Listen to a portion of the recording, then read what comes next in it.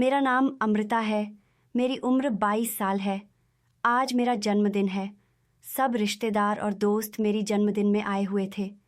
मेरे पापा ने घर के गार्डन में ही पूरी पार्टी का अरेंजमेंट किया था, जिसकी वजह से बाहर जाने की भी दिक्कत नहीं हुई थी। मैंने अपने लिए आज पिंक रंग के कपड़ा का चुनाव किया था। वह कपड़ा बिल्कुल किसी राजकुमारी की तरह था।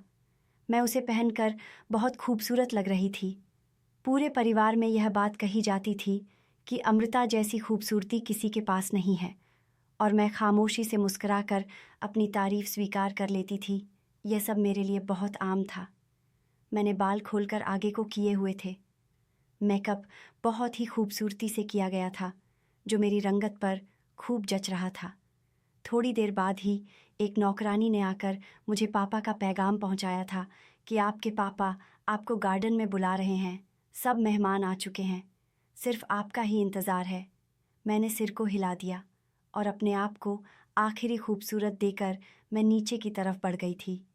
उस कपड़ा में मुझे चलने में दिक्कत महसूस हो रही थी, इसीलिए मैं बहुत संभल कर चल रही थी, क्योंकि अगर मैं गिर जाती तो मेरी बहुत बदनामी होती। इसीलिए मैं हर कदम संभल कर रखना चाहती थी। सीढ़ियाँ पार करके मैं लॉन्स में आ गई थी। मैंने चारों तरफ नज़र घुमाई तो न जाने क्यों मुझे ऐसा महसूस हुआ जैसे यहाँ कुछ गलत हो रहा है, कुछ ऐसा जो हम सबकी नज़रों से छिपा है। लेकिन मैंने सिर झटक दिया था। ये एहसास तो मुझे कुछ महीनों से हो रहा था, लेकिन मैं ज़्यादा इस बात पर ध्यान नहीं देती थी। मैं गार्डन एरिया में पहुंची तो पापा सामने खड़े हुए थे और अपने दोस्तों से बात कर रहे थे। उनके ही एक दोस्त ने उन्हें मेरी तरफ देखने को बोला तो वह मुस्कराते हुए मेरे पास आ गए थे। उनके हाथ में शराब का गिलास मौजूद था, जो मुझे बेहद बुरा लगा था।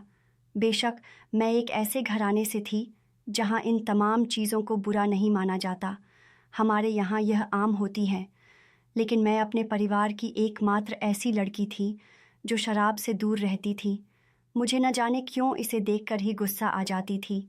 पापा मेरे चेहरे के भाव देखकर ही समझ गए थे कि मैं उनके हाथ में मौजूद शराब के गिलास को पसंद नहीं कर रही हूँ, तो उन्होंने रास्ते में आई हुई टेबल पर ही अपना गिलास छोड़ दिया था और मेरे करीब आकर मुझे प्यार से अपने गले लगाया था और खुशी से मुझे बर्थडे विश किया था और उनके सीने से लग गई थी।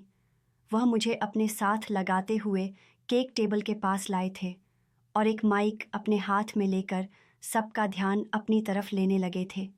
मैं अपने पापा को ही देख रही थी। जब उन्होंने मेरे लिए गाना गाना शुरू किया था, मैं मुस्करा उठी थी। पापा को गाना बहुत अच्छा लगता था और उनकी आवाज़ भी बहुत अच्छी थी। सब धीरे धीरे तालियां बजाकर उन्हें सराह रहे थे।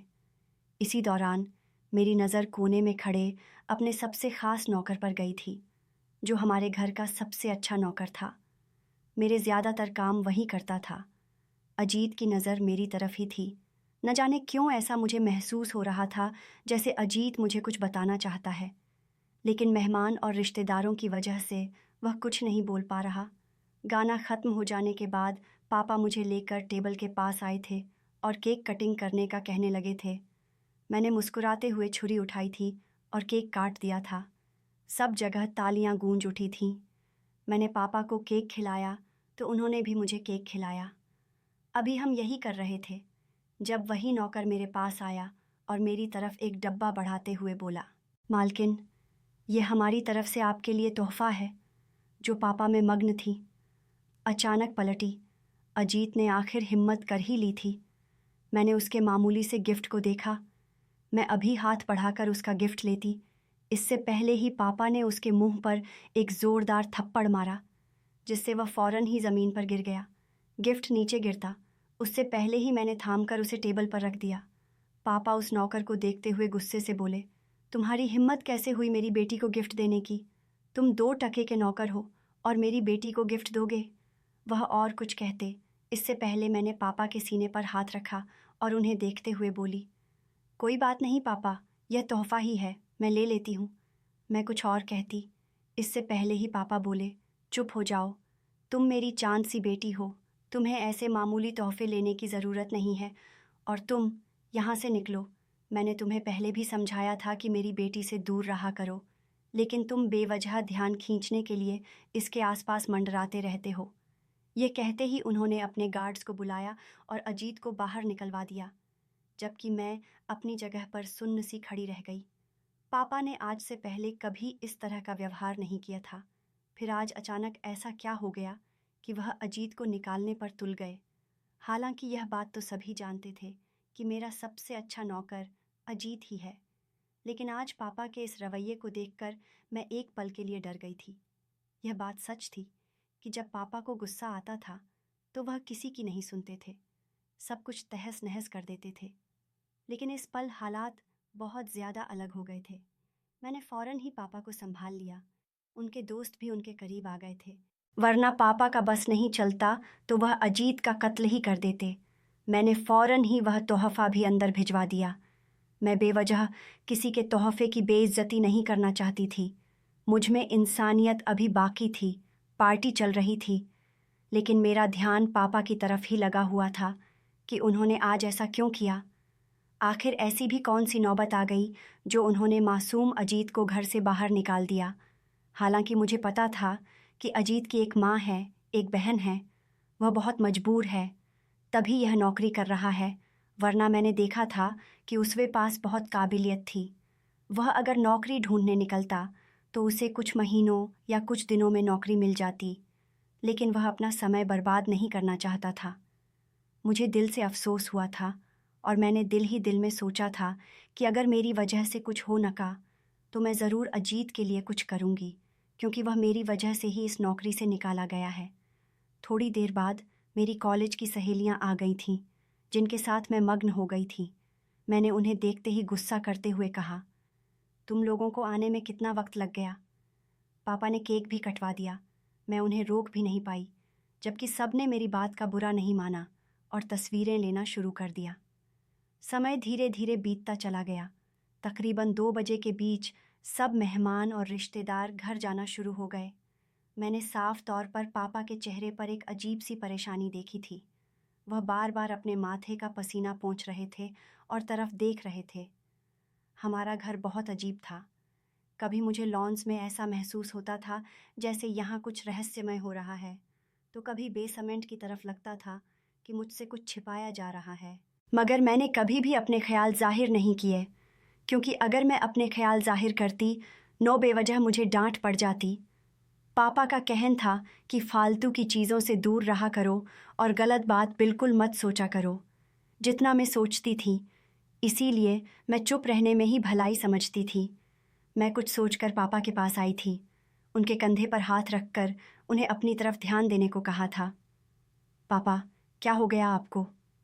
कब से देख रही हूँ, आप मुझे बहुत उदास और परेशान लग रहे हैं। सब अच्छा है ना? मेरी बात सुनकर पापा ने एक नज़र मुझ पर डाली और सिर को हल्की सी हिलाकर बोले, तुम एक काम करो, आराम करने के लिए कमरे के अंदर चली जाओ। मैं थोड़ी देर में एक काम निपटा के आता हूँ। यह कहकर उन्होंने अपने कदम गाड़ी की तरफ बढ़ा दिए थे, जबकि मैं एकदम परेशान हो गई। मैं उन्हें आवाज़ देना चाहती थी, लेकिन चुप रह गई।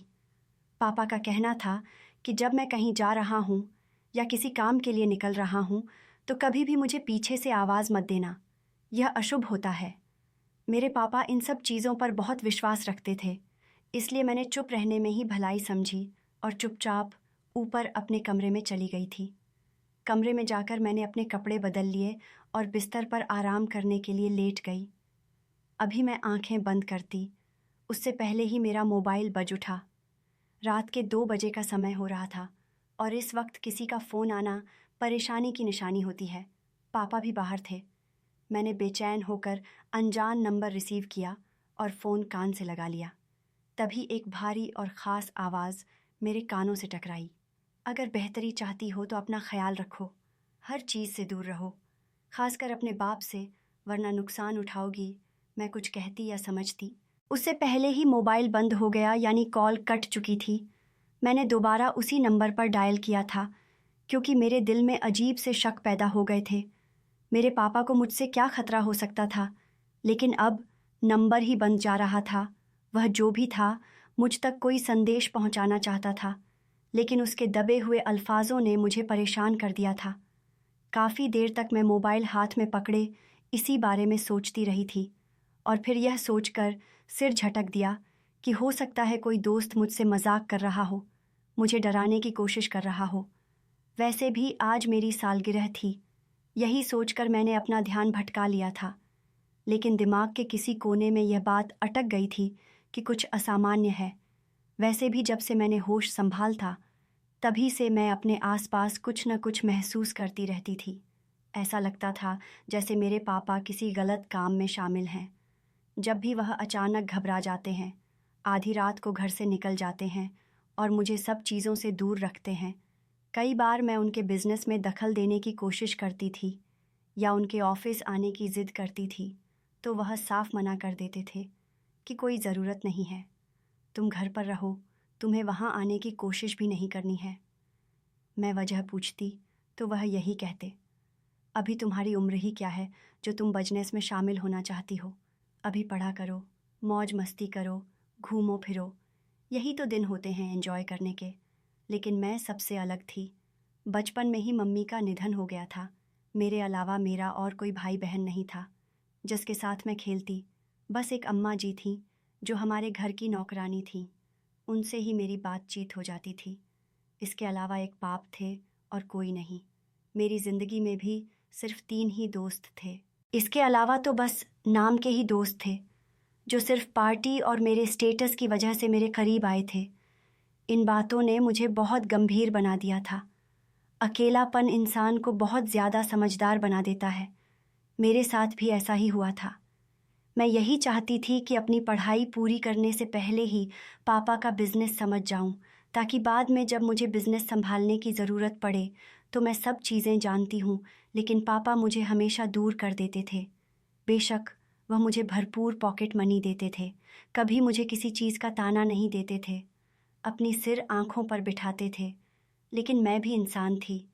मैं भी चाहती थी कि मेरी ज़िंदगी में कुछ अलग हो, थोड़ी जिम्मेदारियां आएं। लेकिन पापा देना ही नहीं चाहते थे।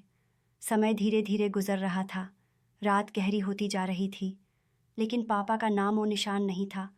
मेरे कान पोर्च की तरफ ही लगे हुए थे। मैंने कुछ सोचकर रात के 2 बजे पापा को फ़ोन लगाया था, लेकिन पापा का नंबर बंद जा रहा था। मुझे अचानक से चिंता होने लगी थी कि आखिर पापा कहाँ चले गए। मैंने एक चादर अपने गिर्द लपेटी और बाहर आ गई।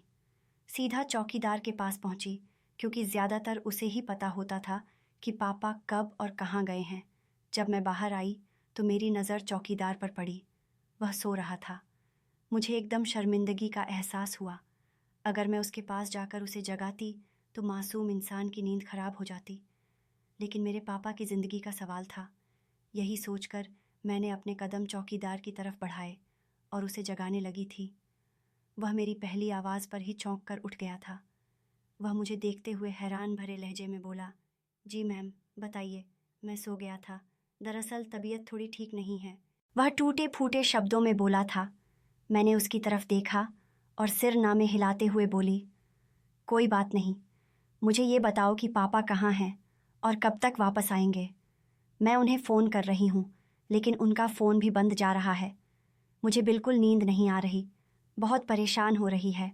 मेरी बात सुनकर चौकीदार ने मेरी तरफ देखा और कुछ पल के बाद बोला, मालकिन साहब ने मना किया है कुछ भी बताने से। उनका कहना है कि वह जल्दी वापस आ जाएंगे, बस एक ज़रूरी काम निपटा रहे हैं। आप परेशान ना हों। अभी थोड़ी देर पहले मेरी साहब से बात हुई थी, वह बिल्कुल ठीक से हैं। जबकि मैं गुस्से बोली, मैं तुम्हें मुँह मांगी रकम दूंगी। मुझे बताओ, मेरे पापा कहाँ पर गए हैं और क्या काम कर रहे हैं। तुम्हें बिल्कुल परवाह करने की ज़रूरत नहीं है कि तुम्हारा नाम आए, मैं किसी भी कीमत पर तुम्हारा नाम नहीं आने दूंगी। बस तुम मुझे। मैं कुछ और कहती, उससे पहले ही उसने मेरी बात काटते हुए कहा, छोटी मालकिन, लेकिन मैं ऐसा काम नहीं कर सकता। मैं साहब का बहुत वफ़ादार आदमी हूँ। उन्होंने मेरा तब साथ दिया था जब मेरे पास कोई नहीं था और वह किसी गलत काम के लिए नहीं गए हैं। आप परेशान ना हों, वह जल्दी लौट आएंगे, वह ठीक है। जबकि मैं चुप हो गई थी। यह बात हकीकत थी। पापा के सारे नौकर उनके वफ़ादार थे, उनसे कभी गद्दारी नहीं करते थे। न जाने क्यों मेरे दिल में एकदम ख्याल आया कि क्या फिर अजीत पापा से गद्दारी कर रहा था। पल भर के लिए मैं बिल्कुल चुप हो गई थी और खामोशी से अपने कमरे के अंदर चली गई थी। थोड़ी ही देर गुजारी थी जब हमारे पोर्च में गाड़ी रुकने की आवाज़ आई थी, यानी पापा आ गए थे। मैंने सुकून का सांस छोड़ा और फौरन उठकर खिड़की के पास आ गई। मेरे सोचने के बिल्कुल ठीक मुताबिक इन पापा ही आए थे और पोर्च में खड़े चौकीदार से ही कोई बात कर रहे थे। यकीनन चौकीदार मेरे बारे में ही पापा को बता रहा था। अचानक ही पापा ने मेरी तरफ देखा था। मैं खिड़की के पास थी, फौरन ही 2 कदम पीछे हो गई थी।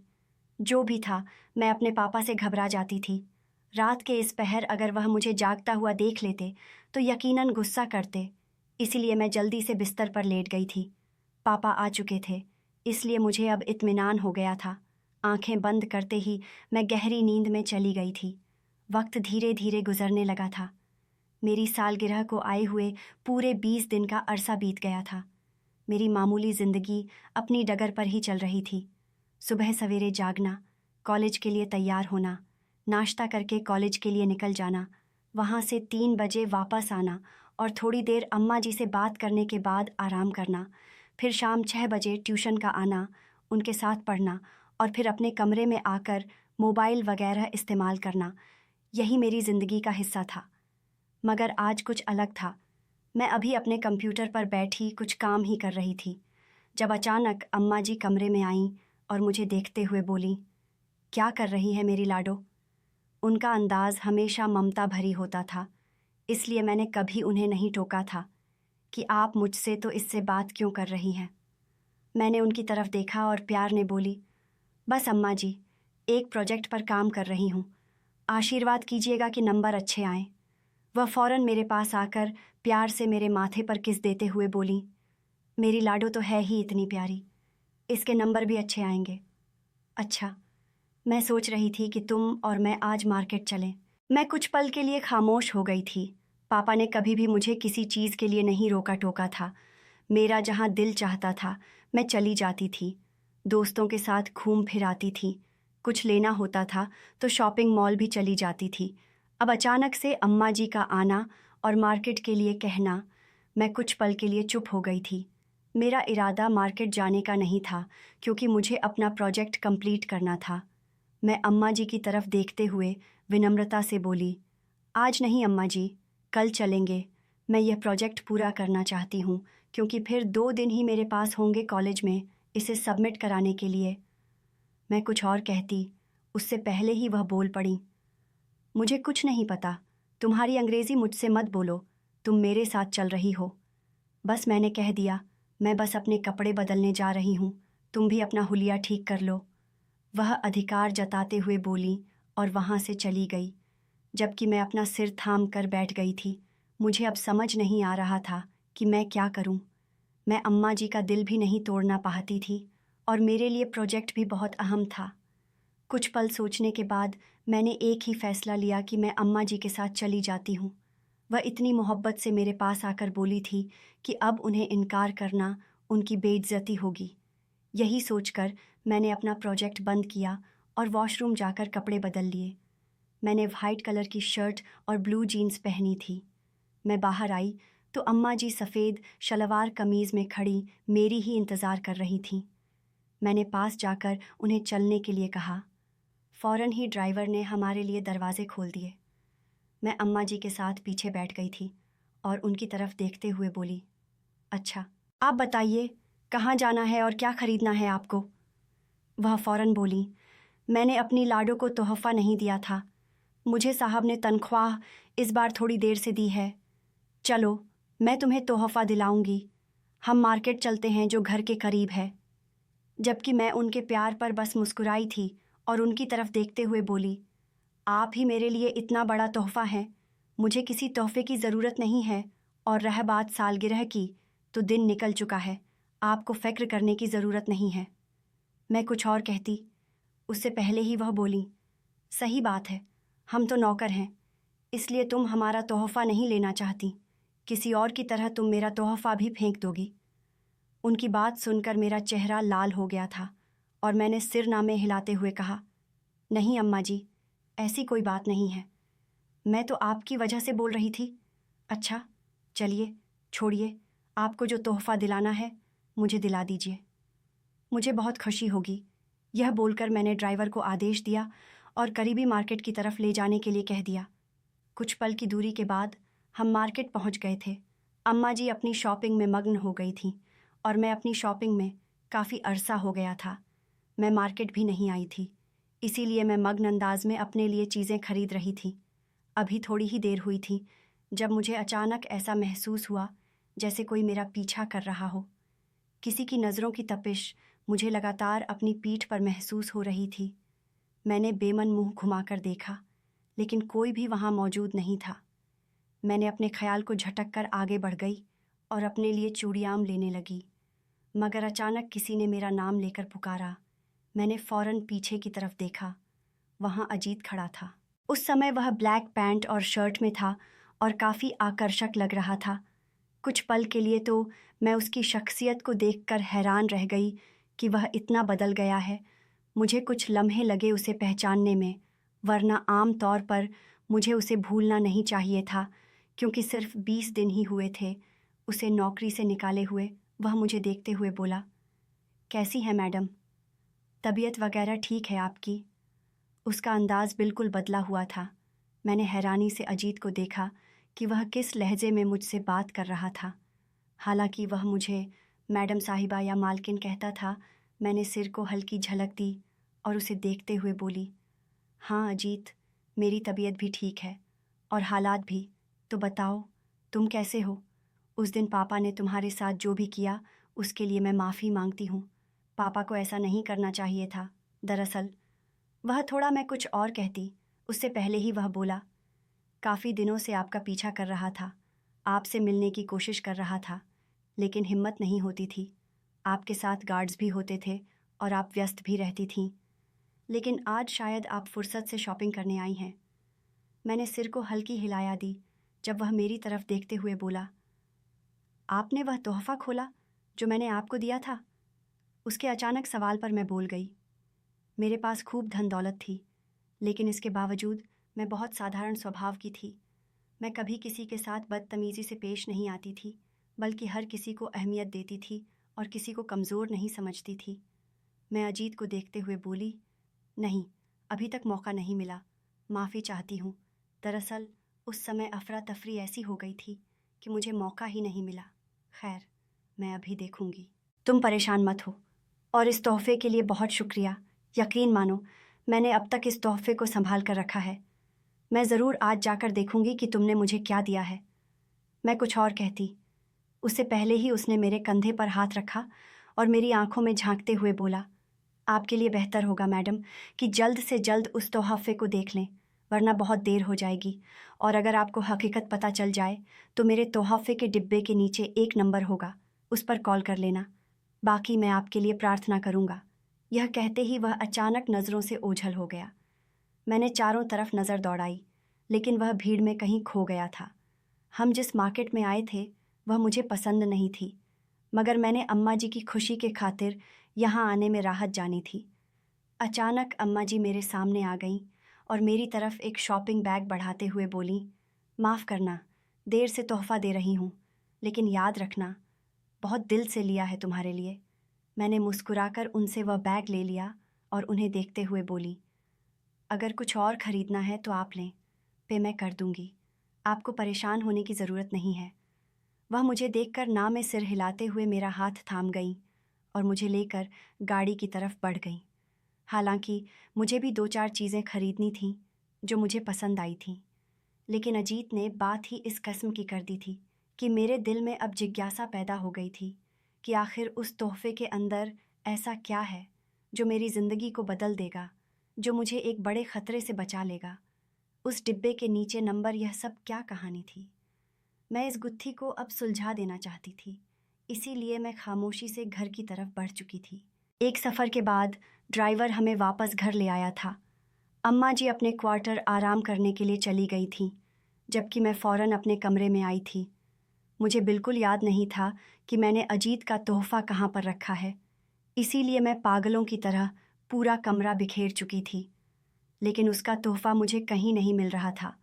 अचानक ही मुझे याद आया था कि मैंने वह तोहफ़ा एक नौकर के ज़रिए घर के अंदर भेज दिया था। इसीलिए मैं एकदम नौकर को याद करने लगी थी और फौरन ही मेरी आंखें चमक उठी थीं। वह नौकर अम्मा जी की ही रिश्तेदार थी। मैं फौरन नीचे आई थी और कविता को आवाज़ देने लगी थी। मेरी एक दो आवाज़ के बाद ही कविता मेरे सामने किसी बोतल के जिन्न की तरह सामने आ गई थी। मैं उसको देखते हुए सवालिया अंदाज में बोली थी, कविता, मुझे सच सच बताओ, तुमने उस तोहफे का क्या किया था? जबकि मेरे सवाल पर कविता के माथे पर नासमझी के एक्सप्रेशन आए थे और वह मुझे देखते हुए बोली थी, क्या मतलब मैडम साहिबा? मैं आपकी बात नहीं समझ पा रही हूँ। कौन सा तोहफा और मैंने क्या करना है? मैंने अपनी बात पूरा करते हुए कहा, मेरा मतलब है, मेरी सालगिरह वाले दिन मैंने तुम्हें एक लाल रंग का डिब्बा दिया था और कहा था कि इसे अंदर रखवा दो। वह दूसरा तोहफा। मेरी बात सुनकर उसके चेहरे पर से एक साया सा लहराया था। वह मुझे देखते हुए परेशान होकर बोली, आपके पापा का गुस्सा देखकर हमने यही सोचा कि इसे कूड़े में फेंक देना चाहिए, लेकिन हम डर गए थे, इसीलिए हमने पता नहीं कहाँ रख दिया। हमें भी याद नहीं आ रहा, लेकिन इतना याद है कि हमने वह तोहफा किचन में या फिर लॉन्स या ड्राइंग रूम में रखा था। हम फ़ौरन ढूंढ देते हैं। वह बहुत ही सलीके से बोली थी, जबकि मैंने सिर हिलाकर उसके साथ वह तोहफा ढूंढना शुरू कर दिया था। उस तोहफे में एक गहरा राज था जो मुझे जानना था, और यही चीज़ मुझे टेंशन में डाल चुकी थी। मैं और वह चंद ही पल में लॉन्स भी बिखेर चुके थे, लेकिन कहीं से भी हमें वह तोहफा नहीं मिल रहा था। मैंने गुस्से से कविता की तरफ देखा, जबकि वह फ़ौरन बोली, बेगम साहिबा, मैं किचन में देखती हूँ, शायद वहाँ हो। और मैं फ़ौरन ही ड्राइंग रूम की तरफ बढ़ गई। मेरे लबों पर बस अब एक ही बात थी कि वह तोहफा मुझे किसी भी कीमत पर मिल जाए। आखिर पता तो चले कि इस तोहफे में ऐसा क्या है जो मेरी ज़िंदगी बदल सकता है, जो मुझे एक ख़तरे से दूर कर सकता है। मैं ड्राइंग रूम में ही छान रही थी जब अचानक मुझे एक ड्रॉर में वह तोहफा मिल गया। मैंने फ़ौरन शुक्र का सांस लिया और कविता को मना कर दिया कि अब मत ढूंढो, मुझे मिल चुका है। मैं वहीं बैठकर उस तोहफे को खोलने के बारे में सोच रही थी। वह तोहफा एक मामूली से रैपर में लिपटा हुआ था। एक पल के लिए मेरे दिल में डर भी जागा था कि आखिर इसमें ऐसा क्या है जो मेरी जान बचा सकता है, जो मुझे एक खतरे से दूर कर सकता है। यही बातें मुझे अजीब कश्मकश में डाल रही थीं। चंद पल वहीं बैठकर उस बंद तोहफे को देखती रही और फिर कुछ सोचकर अपने कमरे की तरफ बढ़ गई। यहाँ पर पापा का कोई कैमरा भी हो सकता था। उसके अल्फाजों से साफ जाहिर था कि जो भी मामला है वह पापा से ही जुड़ता है। इसीलिए मैं अपने कमरे में आ गई और बिस्तर पर बैठकर मैंने वह रैपर खोलकर एक तरफ रख दिया। मेरा दिल ज़ोर ज़ोर से धड़क रहा था, और जैसे ही मैंने वह डिब्बा खोला, उसके अंदर एक ख़त मौजूद था। मेरे माथे पर बल आए। आखिर इस ख़त के अंदर क्या है? और फिर जब मैंने वह ख़त निकाल कर पढ़ना शुरू किया तो मेरे कदमों तले ज़मीन निकल गई। ऐसा लग रहा था जैसे आसमान मेरे सिर पर आ गिरा हो। मेरी रूह तक कांप गई। कुछ सोचकर मैं अपनी जगह से खड़ी हुई। मैंने वह डिब्बा अपने हाथ में ही ले रखा था, क्योंकि मुझे याद था कि उसने कहा था, इस डिब्बे के पीछे एक नंबर मौजूद है। मैं वह डिब्बा हाथ में थाम कर नीचे आई थी। जो भी मामला था, लॉन्स और बेसमेंट का ही था। मुझे इन दोनों जगहों पर ही शक था, और इस खत में भी इन दो जगहों का ही जिक्र किया गया था। मैं लॉन्स के कोने वाले हिस्से में आ गई, और जब मैंने अपना पाँव ज़ोर ज़ोर से कोने वाले फर्श पर मारा तो मुझे लोहे की आवाज़ आना शुरू हो गई। मैंने सब कुछ सोचकर आंखें बंद कर लीं। मुझे अपने पापा से इस हरकत की बिल्कुल उम्मीद नहीं थी। मैं अभी इस जगह को खोल कर नहीं देख सकती थी, क्योंकि मेरे आसपास बहुत से नौकर मौजूद थे। मेरा इरादा अब बेसमेंट की तरफ जाने का था, लेकिन मैं अभी दिन के वक्त नहीं जा सकती थी, क्योंकि सब जाग रहे थे और मैं नज़रों में आ सकती थी। इसीलिए मैं अपने कमरे में आकर बैठ गई थी। मैंने अपना सिर थाम लिया था। उस खत के अंदर लिखा हुआ था, मैं अजीत हूँ, लेकिन मैं एक खुफिया एजेंसी से आया हूँ आपकी मदद करने के लिए। हम आपके पापा के ख़िलाफ़ सबूत इकट्ठा कर रहे हैं, इसीलिए मुझे फ़ौरन ही आपके यहाँ बतौर नौकर भेजा गया, जिसे आपके पापा ने चुना था। हमने उसे रास्ते से ही हटा दिया था, यानी उसे ख़त्म नहीं किया, मगर उसे समझा कर दूसरी नौकरी दिला दी थी। उसकी जगह मैं आ गया था। आपके पापा के साथ रहने की कोशिश करने लगा था। तब कहीं जाकर मुझे सारा मामला समझ आया। दरअसल आप अपने पापा की संतान नहीं हैं। आपको गोद लिया गया है। आपके पापा कभी पापा बन ही नहीं सकते थे, इसीलिए उन्होंने अपनी झूठी पहचान बनाने के लिए आपको अपनी बेटी बना लिया। आपके पापा का काम बहुत ही खतरनाक है।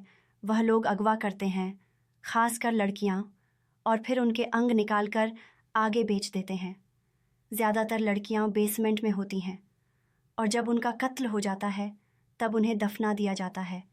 और ज़्यादातर लड़कियों को आपके लॉन्स के उस कोने में मौजूद एक जगह पर फेंक दिया जाता है, जो बिल्कुल एक टैंक की तरह अंदर की तरफ बना हुआ है, ताकि न किसी को पता चले और न ही कोई सबूत मिले। अगर आप मेरा साथ देना चाहते हैं और अपने बाप को बेनकाब करना चाहती हैं तो मेरे इस नंबर पर कॉल कर लीजिएगा। मुझे आपकी ज़रूरत पड़ेगी, क्योंकि अगर आप अपने पापा को बेनकाब नहीं करेंगी तो कुछ दिनों बाद आपका सौदा भी हो जाएगा। आप जब पार्टी में गई थीं तब ज़्यादातर क्लाइंट बाहर से आए थे। उन सबके सामने आपको ले जाया गया था ताकि वे लोग आपको पसंद कर लें। आपको मारा नहीं जाएगा, न ही आपके अंग निकाल कर बेचे जाएंगे, बल्कि आपको बज्जात जगह भेज दिया जाएगा ताकि आपके शरीर का इस्तेमाल करके अमीर आदमी लज्जत हासिल कर सके। दुनिया में यही मशहूर है कि आप राजवीर खुराना की बेटी हैं, मगर यह सच्चाई नहीं है। अगर आपको यकीन नहीं है तो आप अपना डीएनए टेस्ट भी करवा सकती हैं। ये बातें मेरा दिमाग बंद करने के लिए काफ़ी थीं। सबसे पहले मैं बेसमेंट चेक करना चाहती थी, इसके बाद ही मैं आगे बढ़ती। अजीत की बात सही थी। पार्टी के दौरान मुझे कई बार अपने वजूद पर गहरी निगाहें महसूस हुई थीं, लेकिन मैं हमेशा अपना सिर झटक दिया करती थी कि नहीं, ऐसा कुछ नहीं है। ये सब मेरी गलतफहमी है। मैंने जो कपड़ा पहना हुआ है, शायद इसी वजह से सब मुझे देख रहे हैं, मगर कुछ तो अलग था। और अब लॉन्स के अंदर उस जगह से आवाज़ आना इस बात की निशानी थी कि पापा कुछ तो कर रहे हैं। अब रात धीरे धीरे गुजरती चली गई थी। जैसे ही शाम के साए ढले, तमाम मुलाजिम अपने क्वार्टर चले गए थे। सिर्फ एक चौकीदार और कुछ गार्ड ही मौजूद थे, जिनका ध्यान बेसमेंट की तरफ बिल्कुल नहीं था। मैंने बहुत एहतियात के साथ करीब 1 बजे के बीच अपने कमरे से निकलकर बेसमेंट की तरफ रुख किया। मुझे बस एक ही डर था कि कोई मेरी तरफ मुतवज्जा ना हो जाए। मेरे लबों पर सिर्फ एक प्रार्थना थी कि पापा भी ना आएं, क्योंकि अगर मुझे इस वक्त कोई देख लेता तो मेरे लिए बहुत बड़ी मुश्किल पैदा हो सकती थी। मैंने बहुत एहतियात से वह रास्ता पार कर ही लिया। जब मैं बेसमेंट के करीब आकर उसके दरवाजे को देख रही थी तो चंद सेकंड के लिए मैं अपनी जगह पर खामोशी से खड़ी रही। न जाने क्यों मुझे वाज़ेह तौर पर ऐसा महसूस हो रहा था कि अंदर लड़कियां मौजूद हैं। मैंने अपने कदम बेसमेंट की तरफ बढ़ाए। मैं बार बार पीछे मुड़कर भी देख रही थी, कह कोई मुझे न देखे। और जब मैंने दरवाज़ा खोलने की कोशिश की तो दरवाज़ा बड़े ताले से बंद कर दिया गया था। मेरी नज़र बार बार पीछे की तरफ जा रही थी, क्योंकि मुझे ये डर लगा था कि पापा ने अगर अंदर लड़कियां रखी होंगी तो वो यहाँ से दूर नहीं हो सकते। मेरे फ़ौरन एक छोटी सी दरवाज़ा से अंदर झांका था और अजीत की बात सच साबित हो गई थी। पापा वाकई लड़कियों को अगवा करके उनके अक्साब बेच रहे थे। कुछ लड़कियों को शारीरिक तौर पर इस्तेमाल करने के लिए आगे भेजा जा रहा था। मुझे यकीन नहीं आ रहा था कि मेरा पापा इस हद तक जा सकता है। पैसों की लज्जत इंसान को ये सब करने पर मजबूर कर देती है। मैंने तसव्वुर भी नहीं किया था। मुझे हैरानी की इस बात पर थी कि मेरे पापा ने मेरा ही सौदा कर डाला। बेशक मैं उनकी बेटी नहीं थी, लेकिन उन्होंने मुझे पाला था, मुझे प्यार दिया था, मुझे हर ऐशो आराम से माला माल रखा था, जो एक पिता अपनी औलाद को देना चाहता है। मैं अपने कमरे में आकर अपने पापा के बारे में सोच रही थी। अगर उस समय मैं स्वार्थी हो जाती, उन लड़कियों के बारे में नहीं सोचती, तो मुझ पर लानत थी। मैं भी तो एक लड़की थी और मेरी जान को भी तो खतर था। अगर मैंने किसी और से संपर्क नहीं किया होता तो मैं भी बुरी तरह से फंस सकती थी, और बेसमेंट में मौजूद वे मासूम लड़कियां भी जान की बाजी हार सकती थीं। मैंने देर तक बैठते बैठते इसी बारे में सोचा कि मुझे क्या करना चाहिए। क्या मुझे फ़ोन कर देना चाहिए, क्योंकि अगर मैं फ़ोन कर देती तो मुझे गवाही देनी थी और उसके बाद पापा की ज़िंदगी ख़त्म हो जाती। मेरी गवाही बहुत मायने रखती थी, क्योंकि मैं उनकी संतान थी, उनके साथ रहती थी। मुझसे ज़्यादा मेरे पापा को कोई नहीं समझ सकता था। कानून भी मेरी गवाही को तुरंत मान लेता। कुछ सोचकर मैंने गहरी सांस ली और उस नंबर पर फ़ोन डायल कर दिया। मेरी पहली बेल पर ही कॉल उठाई गई थी। सामने से कोई और बात कर रहा था। मैंने धीरे धीरे उसे सारी स्थिति से अवगत करवा दिया और बताया कि मैं तुम्हारे साथ हूँ, तुम्हें जो करना है तुम कर सकते हो। जब किसी ने मेरा शुक्रिया अदा किया और तुरंत ही 1 घंटे बाद वह पूरी फोर्स के साथ हमारे घर पहुँच गया था। मैंने सोचा भी नहीं था कि मैं इस हद तक जाऊंगी। मुझे आज समझ आया था, मेरी तन्हाई, मेरी खामोशी, मेरी समझदारी अब किस काम आई थी। बेशक तन्हाई इंसान को खोखला कर देती है, लेकिन कुछ तन्हाई इंसान को इतना समझदार बना देती है कि वह अपनी ज़िंदगी को संवार लेता है। अजीत ने फ़ौरन ही पापा को अरेस्ट करवा दिया था, जबकि पापा मुझे बेयकीन निगाहों से देख रहे थे। उन्हें वाकई यकीन नहीं आ रहा था कि मैं उस हद तक पहुंच गई जिस हद से पापा मुझे हमेशा दूर रखते थे। फ़ौरन ही उन्हें जेल कर दिया गया था और जब मैंने गवाही दी तो उनकी ज़िंदगी ख़त्म हो गई थी। उन्हें फांसी के फंदे पर चढ़ा दिया गया था। पापा का ज़्यादातर पैसा हराम का था, इसीलिए उन सभी पैसों को भी मैंने दान में दे दिया था, क्योंकि पापा के बाद उनकी वारिस मैं ही थी। मैंने बस हौसला के मुताबिक अपने पास पैसा रखा था और उससे कारोबार शुरू किया था और दिल लगाकर उसमें मेहनत करने लगी थी। कभी कभी मुझे मेरा पापा याद आता है, लेकिन जब उनकी हरकतें याद आती हैं तो मेरा दिल फटने के करीब आ जाता है, क्योंकि उन्होंने जो किया था उसकी माफ़ी नहीं थी। उनके साथ यही होना चाहिए था। दोस्तों, उम्मीद करती हूँ आपको हमारी कहानी पसंद आई होगी। कहानी पसंद आई है तो वीडियो को लाइक करें, चैनल पर नए हैं तो चैनल को सब्सक्राइब करें और हाँ, नोटिफिकेशन बेल को ज़रूर दबाएं ताकि अगली अपडेट सबसे पहले आपको मिले।